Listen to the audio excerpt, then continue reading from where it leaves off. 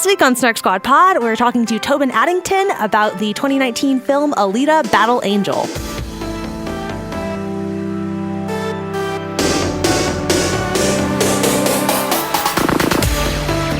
Welcome back to Snark Squad Pod. I'm Nicole Sweeney. My name is Marinez, and this week we are joined by Tobin Addington. Hey there, I'm excited to be here. People listening don't know me. I have a podcast with my sister called The Contenders about films by and about fearless women. So, I'm excited to be here. We've asked Tobin to be here today to talk about Alita: Battle Angel, and it is a film that is adapted from a manga, and I did my best to give you guys a full and complete summary, but there is a lot going on here, so I'm going to try and get through this as best as possible. We start in the future. A huge war has left Earth in pretty bad shape, but Iron City is still populated, as is the wealthy city that is like floating above it. On the ground, we meet a doctor, Dr. Ito, who is a cyborg doctor, and he's going through a junkyard of sorts for extra parts, and he happens across a disembodied cyborg who appears to be still alive.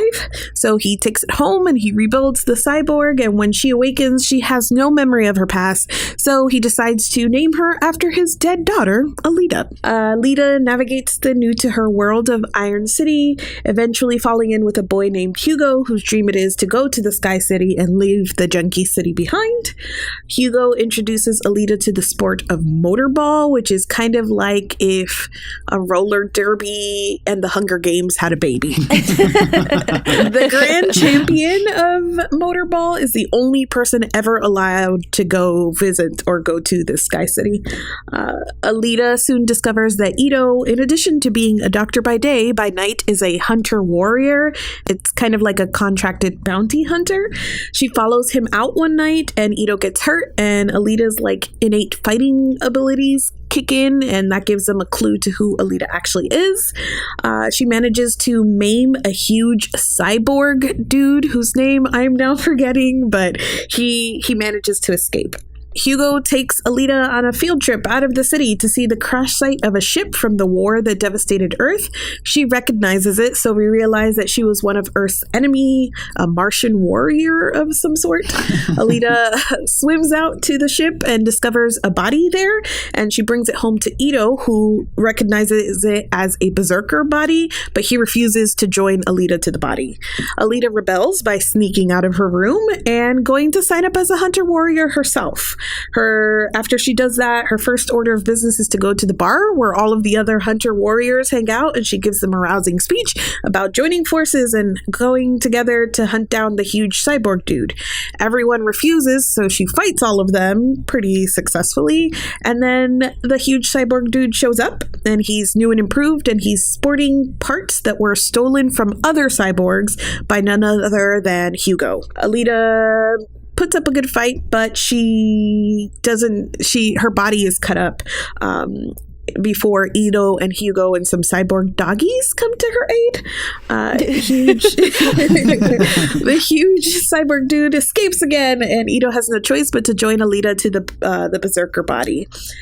And what does she do with her new body? She decides to join Motorball, and she enters a tournament to help Hugo raise the money he needs to go to the Sky City. Hugo's been working for a shady sort in the city called Vector, and he's promised Hugo to get him to the Sky City if he raises enough money by stealing parts off of the cyborgs.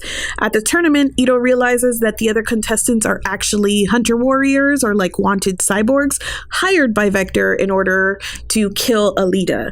Alita has no choice but to play the game, and she kicks everybody's ass. Meanwhile, Hugo is being hunted by a hunter warrior named Zapan that Alita beat up at that bar, and Zapan frames Hugo for murder so he can then kill him for a bounty. Hugo calls Alita for help, so she ditches the tournament and races to rescue him. Zapan reveals to Alita that Hugo has been stealing cyborg parts, and now she either has to kill Hugo herself or let Zapan do it since he's technically wanted. Zapan mortally wounds Hugo. Alita runs with him into a church, and Ito's ex-wife, who I have not mentioned but was totally a thing in this movie prior to this point, she is also working for Vector because she wants to get to the Sky City. She finds them, but decides not to turn them in, decides to help them. They chop off Hugo's head, but get him connected to Alita's heart to keep him alive. And that fools the hunter-warrior bounty system, but not Zapan. But Alita just steals his sword and chops off his face anyway. Ito gives Hugo a cyborg body and tells Alita that Hugo's been doing all of this cyborg stealing because he wants to get to the Sky City, but nobody can go to the Sky City except for the Motorball champion. Alita decides to confront Vector, who is sometimes mind controlled by the actual big bad in the sky named Nova. Alita has another big showdown with the big cyborg dude and manages to finally kill him off. She also kills Vector as Nova and tells Nova that he has made the mistake of underestimating her.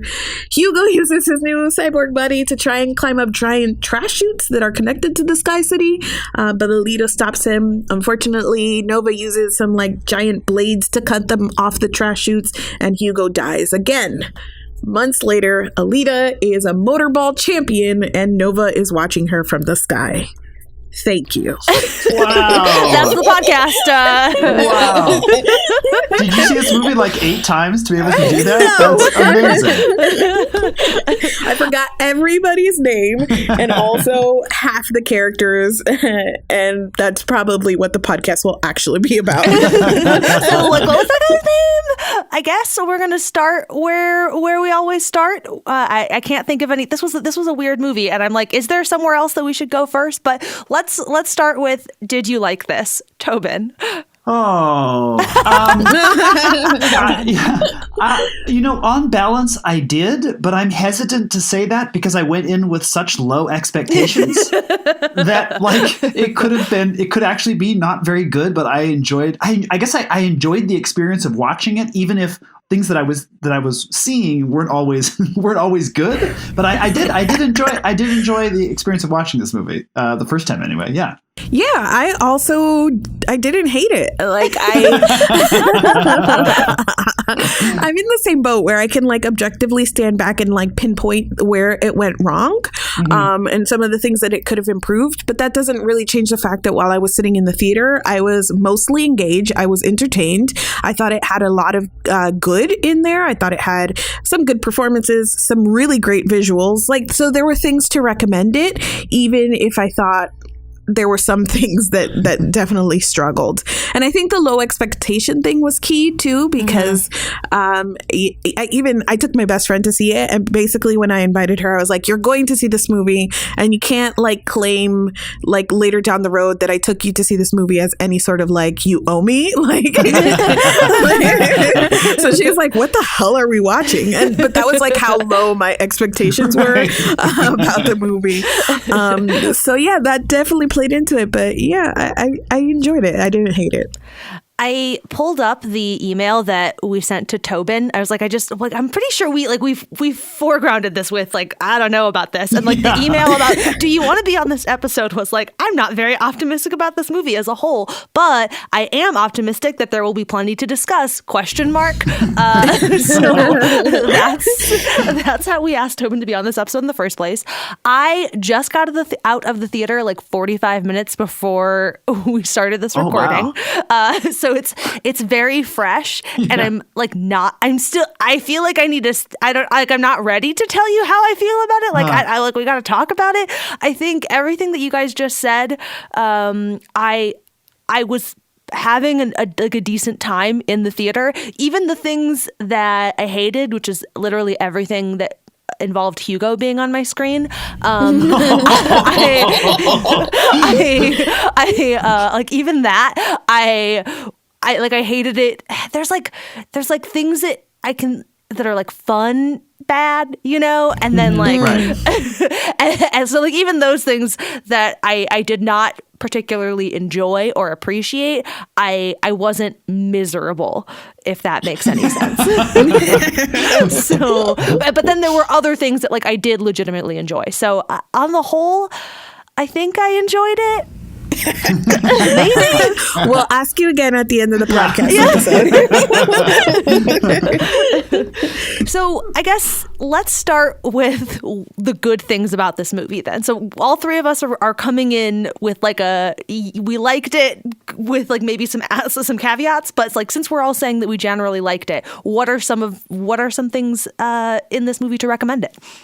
One of the things I was most nervous about in this movie, and I guess also the most interested to see how it worked out, was the technology of having this, the computer generated character be the central character in this movie, and how how Rosa Salazar could get her performance across sometimes through the motion capture stuff. It works out really well. And other times it's especially when you're trying to make a humanoid face, it just, it's like the Planet of the Apes and Gollum, and that's all. It feels like there's more sort of a wiggle room that the special effects artists have. And for me, and I'm curious what both of you thought about this, the Alita character, I stopped marveling at the technology pretty soon and was just watching her. Like the technology kind of melted away from me, and I was watching a performance in a way that I wasn't expecting to. Yeah, I totally agree. I was genuinely surprised. I mean, I will say I caught myself like still thinking about it periodically later, but it was mostly like thinking about it to notice that I wasn't thinking about it anymore. Yeah. Like, oh, I'm like actually not at all distracted by this. And I ultimately I like Alita. As a character, I liked her. They did a good job in implementing this CGI main character, and I felt for her. I think that for all of the weaknesses in the movie, this movie probably would have tanked had it not been for her winsome performance. I think she did a really great job bringing that portion of Alita, like especially like her discovering a new world, and like she's just so happy and pure at the beginning, and then like turning the switch and figuring out that she's like this berserker. I just thought it was all really well done, and I came home and the first thing that I did was look up the actress, and she's been in other things but nothing that I've seen. Like she was recently in Bird Box, which everybody watched but I didn't. Like, so there are a lot of ways that I've recently missed this actress, but I just thought that she did a really great job. And had it not been for her performance, or had it been a weaker performance, I think this movie could have gone down a very different path. I mean, her and also the visual effects team as well. Like that in combination, they did a good job to make this character, I think to Tobin's point, like it is a thing that very easily could have been bad. And I think like a big part of my reservations about this movie as a whole, why I was fairly suspicious of whether it would be any good. Part of it was that I was like, this seems like a dubious choice that you're making.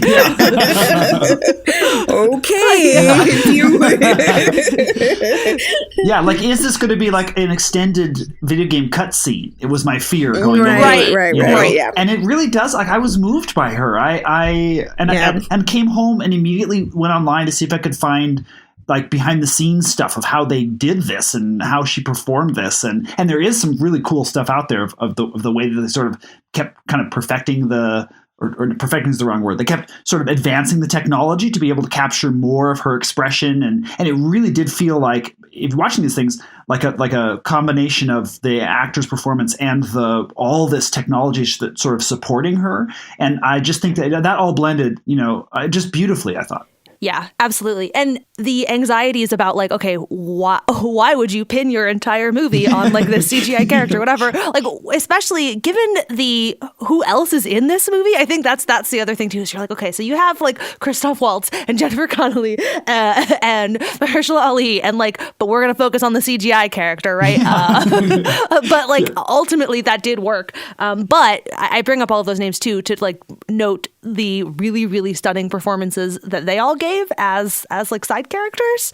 Yeah, there are 4 Oscars among this cast, and there are going to be 5 next Sunday if Mahershala wins again. There are 9 nominations among just from the acting side. I mean, this is a completely, and I didn't see that on any of like the promotional material. Like, not at all. Who cares? The target audience probably doesn't care. That Jennifer Connelly won an Oscar, but it's amazing. It's kind of amazing. They're all in this movie.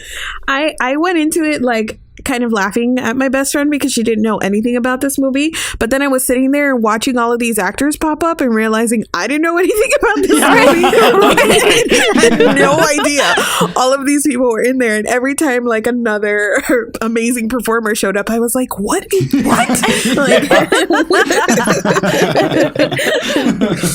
Yeah, I here's where I should at least, I don't know, acknowledge that the main reason that we put this movie on the calendar is if you are looking at this in your podcast feed, you will see that the previous episode was Emma and multiple adaptations. So a book, movies, TV shows, like a whole bunch of material. And then next week we're watching two seasons of television. So we were like, okay, we gotta give ourselves something lighter in between there.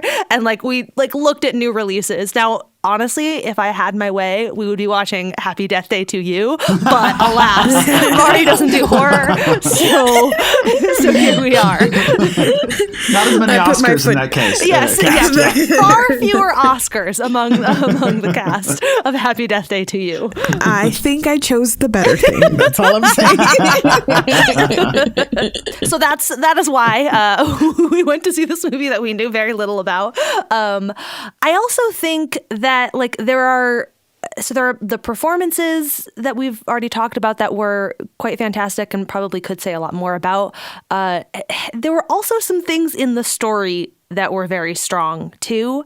This is the part that's harder for me because there were also some things that were very not strong in the story. But I don't know. What were some of your favorite story elements here? I think that this comes into a tricky place because I was thinking about my next positive also before you kind of transition, but everything now starts to get a little overlapping where things that are part positive and part negative.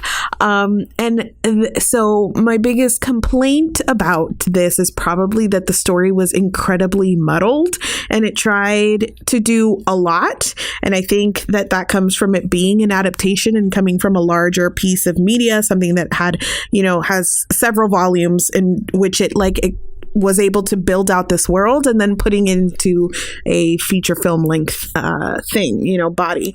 So it's so difficult to say which of these pieces. I mean, I feel like it could have lost a thread or two and been okay. Right. Yes, absolutely. So to say which of those threads, it's a little tough for me to say. Right.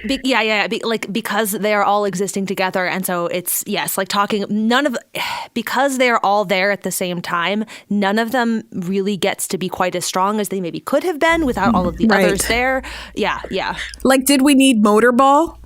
I'm not sure, but when I was watching it, that was good. It was keeping up the pace. There were moments where I felt that the movie was getting a little slow, but as soon as I thought to myself, how long is this movie going? Or this is getting a little slow. Something would happen that would then pick up the pace, and it was usually a motorball scene or a fight scene. So to say then to pull those out and say those were the weaker ones, I'm not sure how you divorce these things. Right. And that was exactly my experience with the motorball too. When they were very first sort of introducing, I thought, oh, this is just a side thing, and then it became a little bit more of the story, and I thought, oh, do we really? Is this we're just adding a thing here? Do we need to add a thing? There's plenty of things already happening especially between her past and uncovering the her history as a Martian berserker. I mean, there's all this stuff going on. But then you're right. Every time we were watching it, especially by I would say this, not the last, but the second to last motorball sort of thing, I was I was with her, and she was sort of coming into her own in that moment. And there were a lot of stuff was sort of it was being used well. So yeah, for me, the story worked best whenever we were with Alita, which is granted most of the time, but when this sort of focus shifted to other characters, especially when we would see Nova and stuff, I was much less interested in that kind of stuff and more interested in sort of her sort of discovering who she was and what she could do, and her being sort of delighted by that or scared by that. That stuff was the most interesting to me. You mentioned Hugo, Nicole. Yes. And I think that's probably an easy place to say that didn't add much. Yeah. I think because I think the point of that was to give her some feelings, emotions, and attachments. But I think you already see that with her and Ito. And you could have very easily given her all of the development of forming an attachment with her and Ito as like a father-daughter kind of thing. And there was absolutely no reason to have Hugo there for that. No. And Ito, her relationship with Ito also played into everything that Tobin was just talking about in terms of like the things that were strong and the things that were compelling.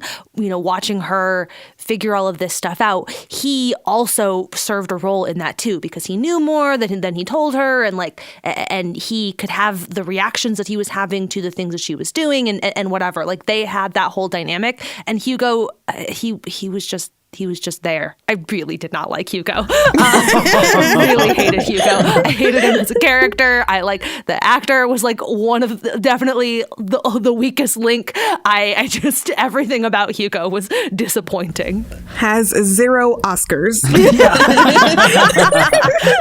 I don't know if that's true. I'm assuming. Yeah, that's true. That's true. So far. Yeah, there are times with the Hugo stuff felt kind of like there are times this movie is spectacular to look at, like the motorball sequences, and then there are times where it feels a little bit like, oh, let's go make a movie. Like you sort of all got together on a weekend and put some stuff together, and that's often the Hugo stuff to me felt a little bit like, which I didn't have as negative a reaction to, but it did feel a little bit like, oh, golly gee, we're making a movie, guys, and then then off to something else that was more sort of sophisticated. The Hugo stuff, and that she needed a love interest for some reason, I don't know why. Like that felt very like, well, this is what we do in movies, like the robot falls in love with a boy kind of thing, and then also like her rousing speech in the bar where she's like, "Come on, guys," I like her delivery. I appreciated it from a character standpoint because that is very Alita. Like she would do that, but also there was no need, and she was like trying to join them all up together against a cause that had not been built up that strongly in the movie. Right. At that point, she was like, "Come on, let's all fight this guy together," and I was like, "Why would they? Right. Why?" Like at that point, we have like 10 things that were coming up against the Sky City, Nova, Vector. People are stealing parts. There was a serial killer at one point. And I don't even know what she's trying to get them to all do together. So that very much felt like ticking off a box of like, okay, rousing speech, got it. Right. Yeah, the fact that there was not sufficient buildup of that, like, yes, let's go defeat this guy. Okay, but why? Who is this guy? It's not particularly clear at that moment. I don't know how she would know what he's gonna do to go after her. Like there's no, like they've had no second encounter. Like they have their initial encounter and then they immediately see that he's not wanted. He's not in the whatever bounty hunter Facebook, and then she goes on, okay, so now I'm going to go hunt him. I don't know, like, yes, there was a complete lack of clarity there, and that seemed like an important beat. And there were a number of other threads that were nothing, like, for example, the serial killer that went nowhere. That, like, if you tried to do something, I don't know, got rid of some of those and, like, maybe built up that tension a little bit more so that moment would have felt like there was any sense in her being in that bar delivering that rousing speech. I don't know. It was, there was just a lot going on. I think that, yeah, and it's almost, it sucks because it's a lot, but it all paints the picture of this very fleshed out, developed, and fully realized world. I mean, the world has, all of the stuff of like a post-war, it's devastated. You've got the Sky City, you've got the different case basically because everyone in the trash city is not doing as great as everyone in the beautiful Sky City. But then you've got like a sport associated, right? You've got like a very strong culture associated. So they're all pieces that I appreciate for being part of the world, but it was too much to do in one movie. It was like you needed less things, and even if you have hints of those things in the background to really flesh out the world, like, man, bank on some sequels, I guess, because you can't do it in one movie. Well, they clearly are banking on some sort of sequel too. Like that's the other thing about that is like you're clearly setting this up for like a longer thing. So why did you insist on doing so much here? Maybe there's so much more in the other books that we gotta get through all this God stuff. damn it. So just that serial killer's coming back, okay? Just you wait.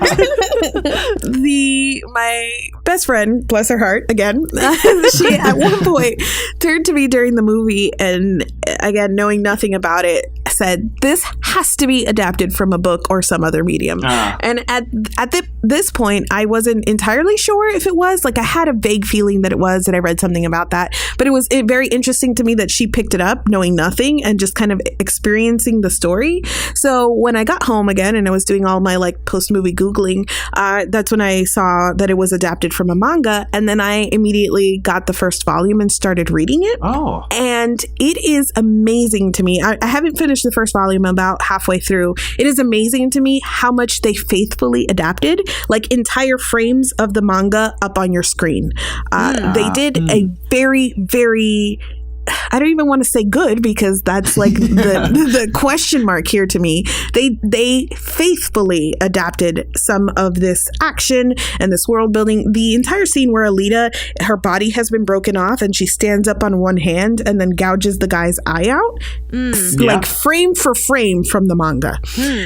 Yes. So I'm wondering if in adapting so faithfully, they did themselves a disservice because they were trying to do too much instead of like making something that was a little bit different but inspired by, if that makes sense. Yeah, absolutely. Yes, that like maybe more streamlining would have been, streamlining or figuring out the places where as you try to streamline it a little bit, there's also a sense of, okay, you might have to shift the story this way or that to make it work now that we're moving it to the screen. Did you all see the movie Snowpiercer from a few years ago? Do you know this? I did not. It's a similar movie in that it's based on a in this case I think it's a French graphic novel, but I may be wrong about that. And a South Korean filmmaker, one of the Chris's is in it. One of the Chris's, yeah. I think it's Captain America, Chris. And it's a dystopian world on a train where the farther back in the cars you are, the lower your sort of station. And you're like the workers in the back, and so it's basically a revolution in the train. It's a lot like the train. Anyway, it was much more. It felt much more streamlined compared to this, and I wonder if, again, I'm speaking from complete ignorance of that graphic novel, but I'm wondering if that's an example of them taking a graphic novel and like stripping it down to a kind of a little bit more of to make it a movie, really, you know? And that maybe that's a thing that they missed here. Is this graphic novel that Alita is based on, is it famous? Is there a big fan base who would have been upset if they had strayed from the source material? I know absolutely nothing about it, so I think I don't know. I think that it is relatively well known for people who read manga.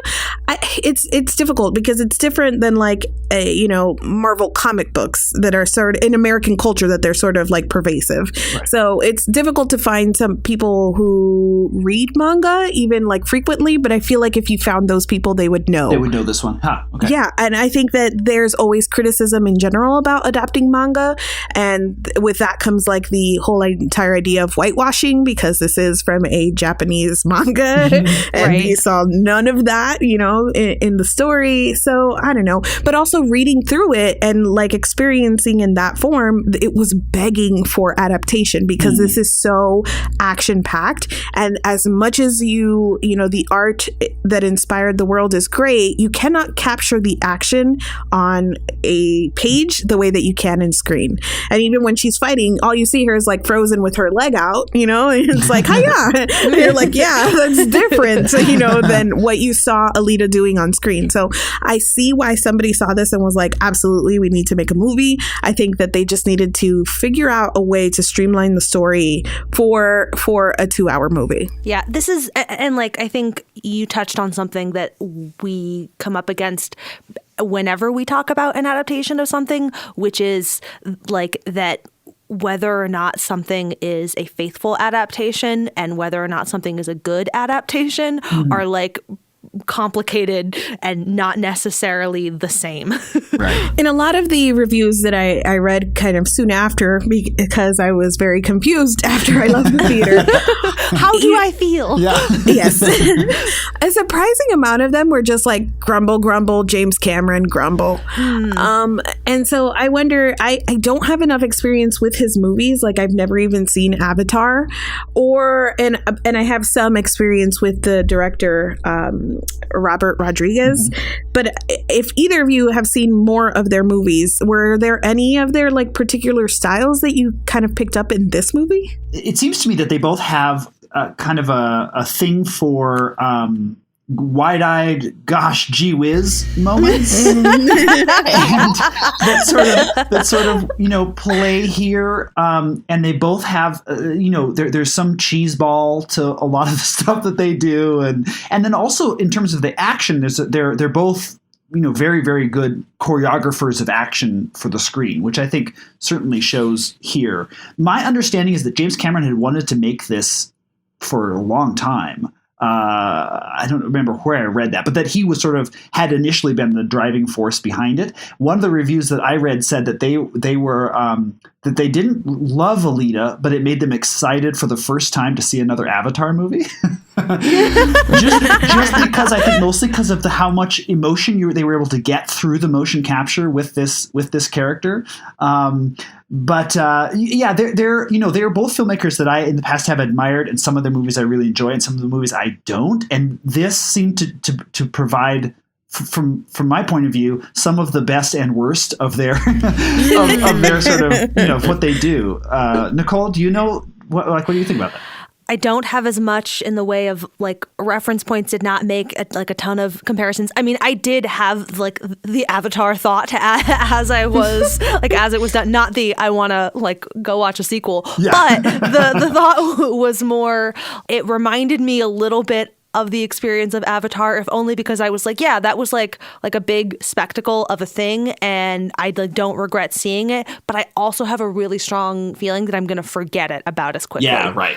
I don't really know why. Like I don't have a good sense of what is at play in both of those movies, like why that would be the thing, but a very similar sort of sense of like, yes, cool spectacle. I don't know if this is actually going to stick with me in any meaningful way. Yeah, it felt kind of like cotton candy to me. Like you eat it and it's like a sugar rush, and then you're just like, oh, okay, I'm gonna go back. I'm like, did I have cotton candy? Yeah, I don't remember, but I have kind of a headache. Like I think that was fun, but I'm not gonna go do it again tomorrow. This is probably a better question for the end, but I don't know. Now I want to know: would you watch Alita Battle Angel 2? Oh yeah.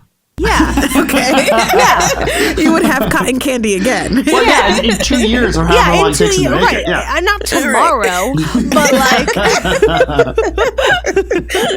in a couple years, sure. Yeah, my son had seen the ads for this. He's 7 now, and he'd seen the trailers for this and really wanted to go. And I was also glad that this came up, so that it gave me an opportunity to see it first. And I won't take him to it. I think it's just still a little bit too much. So that has saved me from having to see it a second time immediately. Unlike like the Into the Spider-Verse, which we have been to 3 times now in the movie theater. Look, that's a good choice that you've made by seeing that 3 times. I think so too. Yeah. More times, really. Exactly. Exactly. Yeah. This is like a minor quibble, but I don't know. It feels like it fits in with what you were saying about like that bright-eyed, like bushy-tailed kind of character. But there was a moment, and again, this is also like one of the tropes it hit that I thought felt a little flat, but when she gets her new body and it like suddenly like fuses with herself and whatever, and then like her boobs get bigger, and they're like, she's a little older than you thought. Yep. And I was like, God damn it. First of all, it's a cyborg. Why does it need boobs? Right. And second of all, you're going to do that. You're going to call it out, but not even in... it was just so annoying to me. Yep. Yes. Annoying in part because of how pointless it was. So it's just like, I don't... Like, why are we doing this? Yeah, it's the sophomoric easy joke that they're and when there are so many more interesting things about, as you say, like what her, if you were a Martian like designer of robot bodies or whatever, like for a world as deeply thought out as this one is, it feels like there's more room there to like explore what that body would really be like. How cool would it be if it switched to a different form, like it doesn't have to be like spider legs or something, but if it was more different in some sort of fundamental way or something, and sort of changed the way that she thought about herself. And I don't know, it felt so easy. That's the sort of thing that the easy choices in the story, especially with some of the side characters like Hugo, are the things that are the least sort of interesting in this movie. Like when it's not sort of pegged to actually her experience, but someone else's sort of experience of looking at her or something. I don't know. Yes.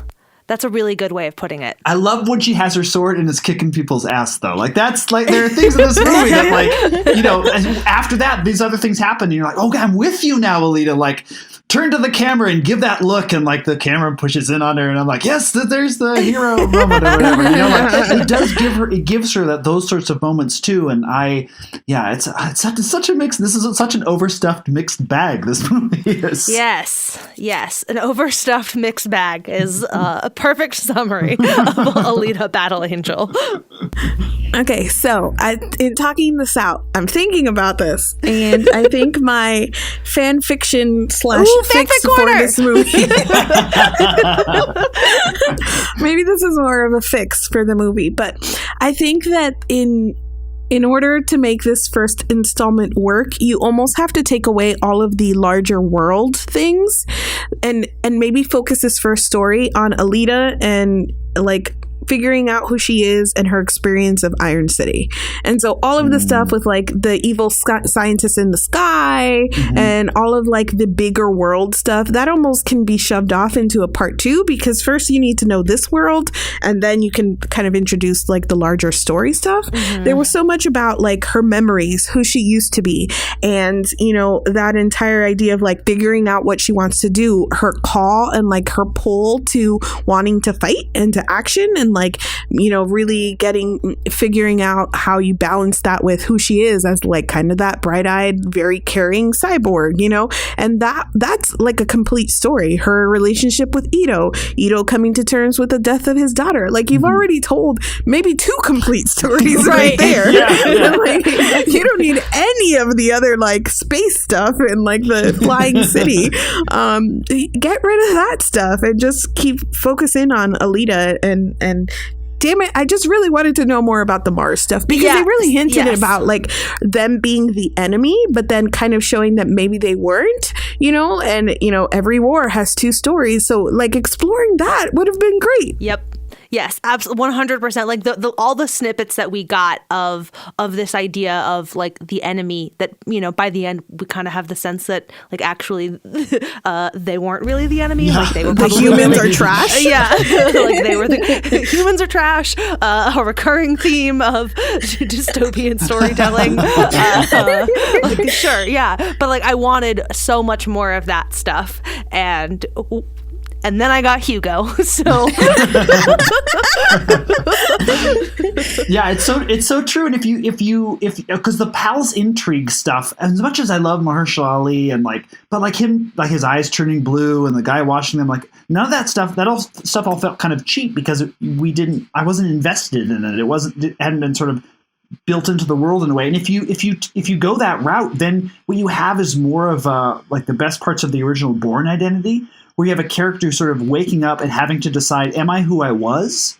Am I this violence my body can do? Or do I choose to be something else? And this movie gets at that a few times, especially with Ito. Yes. Right? Yes. And those, again, those are the parts I'm there for it. Like, are we the sum of our experiences, or can we change our fate? Is it such a great fundamental question? And if you concentrated on that instead of the what's going on between this upper city and this lower city. And it's just, you would, I think, as you say, you said so well, that you would be invested in that. And then we can go to those places in future movies and be with a character that we've sort of, that we, love and are really with at that point. There is a great moment. And it's almost funny that the manga almost does it a little more or better in such few words.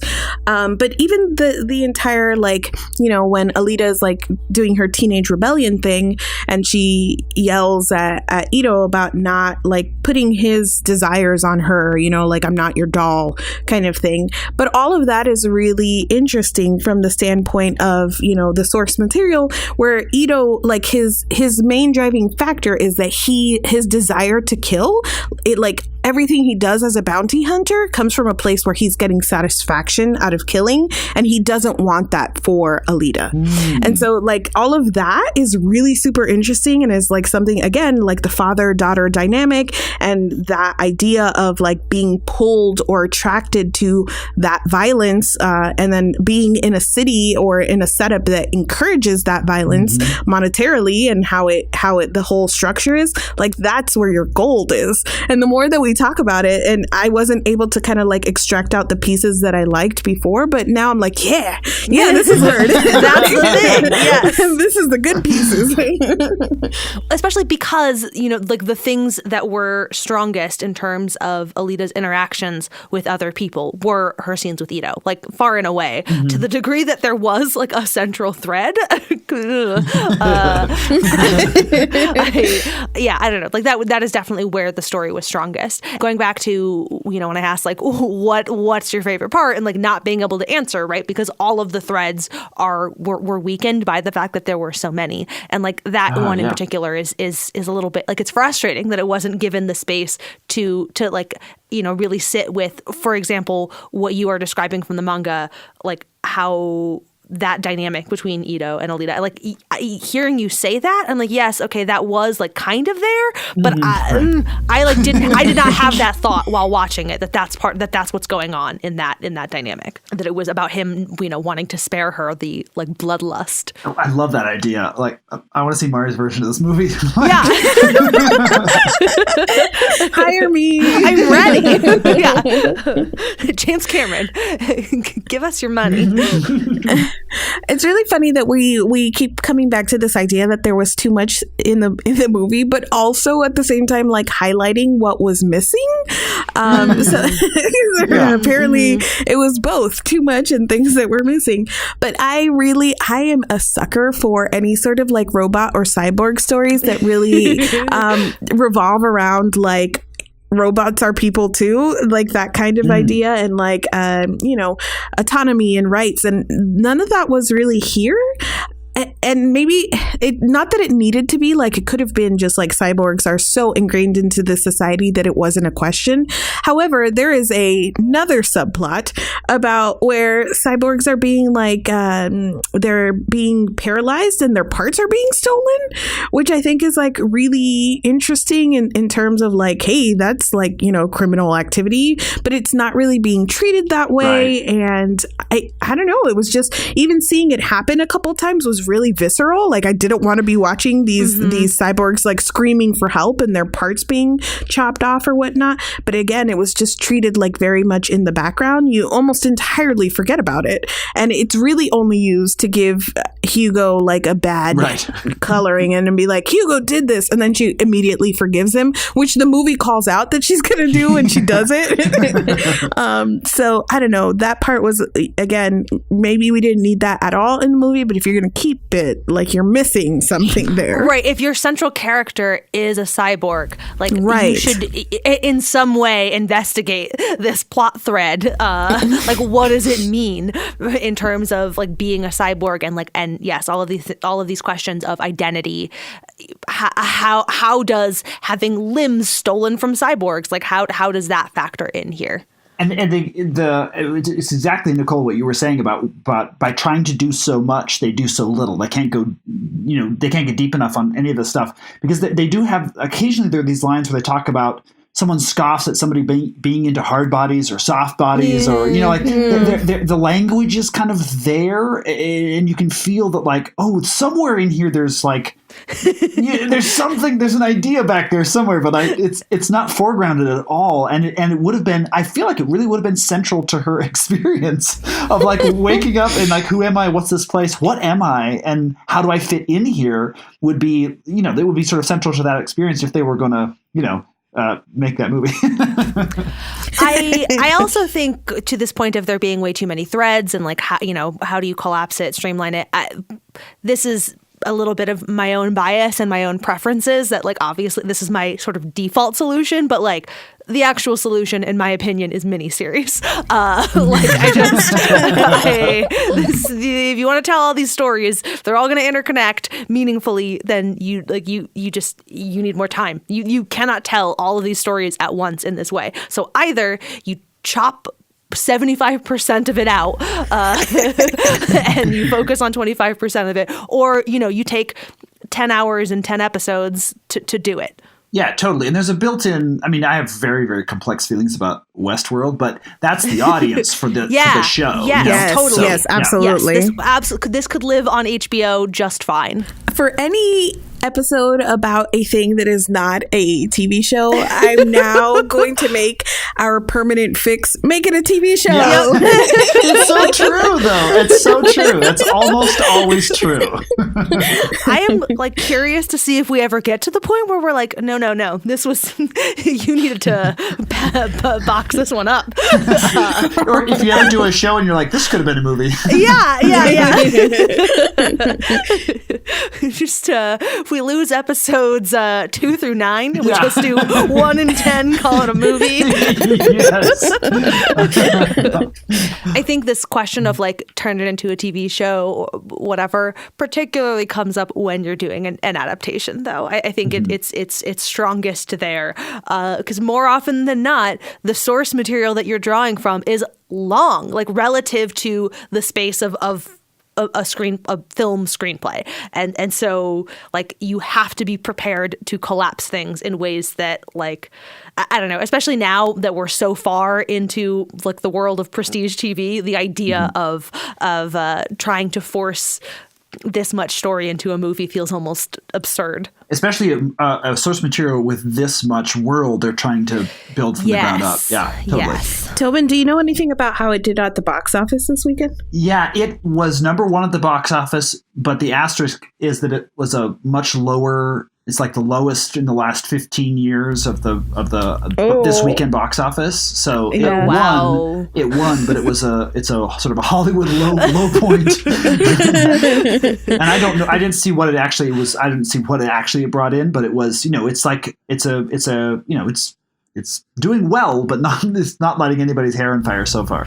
So do you think we get an Alita 2? I do, because I think that with the success of Aquaman overseas, a movie that I did not see, but I've listened to a lot of podcasts about it.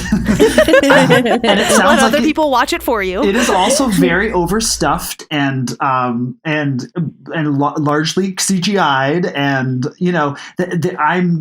I'm guessing that this is going to play really well a lot of places overseas, and because of that alone, we will get a sequel. That's my guess. We're starting to venture into territory that I feel like a weird anxiety in talking about. I think that the boogeyman of the overseas market in the way that we talk about movies is something that I personally like. I hear a lot of conversations about it, and like I can tell when people are like repeating sort of a buzzword phrase, versus like having any sort of actual knowledge of it. And so I am now like paranoid about falling into that latter camp. And I'm like, no, I really like, I can't pretend that I possess some like deep and thorough understanding of how the overseas market works. Like I personally do not have it. Yeah.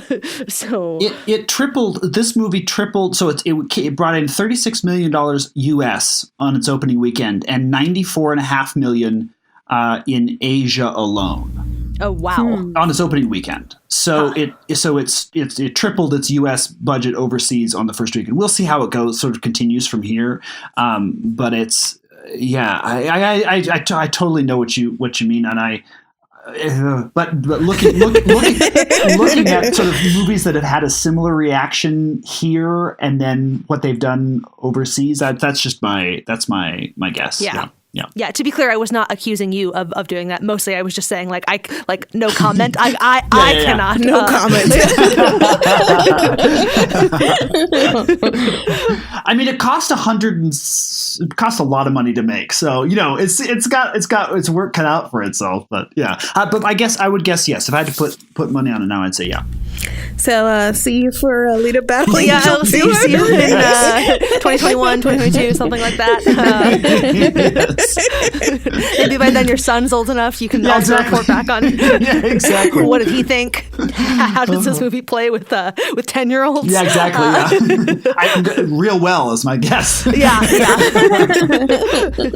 I suspect I could imagine, children old enough to watch it probably enjoying it. Yeah, and when I said earlier that the world was sort of built from the ground up, and that's really not really true. Like, it's built on the backs of a lot of other sci-fi. Like, it's not a new world. None of these concepts are particularly new. It's just they've been remixed in this different kind of way, and it's got this different kind of hero, and it's things are they're tinkering with a lot of other sort of sci-fi movies, books, TV shows. I mean, they're sort of drawing from all over the place. And so I wonder if there would be young people who see this movie who don't know, about the 1975 film Rollerball, a sci-fi futuristic roller derby movie, or haven't seen District 9 or whatever, like all movies that or things that this has sort of been built on top of, that maybe it's sort of they'll look at those things and say, oh wait, that's